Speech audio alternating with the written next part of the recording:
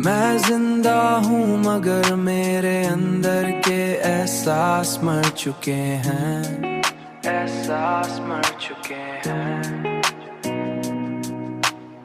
मैं महसूस तो करता हूँ मगर वो शिद्दत अब बाकी नहीं रही, शिद्दत अब बाकी नहीं रही। मैंने इतना दर्द सह लिया है कि अब दर्द भी आम लगता है, आ लगता है, आ लगता है। मेरी आंखों में आंसू आते हैं मगर दिल नहीं हलता। मैंने मोहब्बत पर यकीन खो दिया है क्योंकि उसने मुझे सिर्फ तकलीफ दी, उसने मुझे सिर्फ तकलीफ दी, उसने मुझे सिर्फ तकलीफ दी।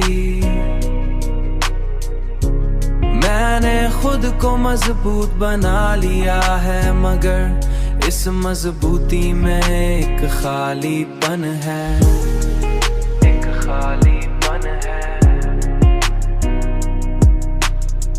मैंने सब कुछ छोड़ दिया है हत्ता के उम्मीद भी, हत्ता के उम्मीद भी। बस एक खालीपन। और अब मैं ये जान चुका हूँ कि कुछ लोग दिल नहीं तोड़ते, इंसान को अंदर से खत्म कर देते हैं, अंदर से खत्म कर देते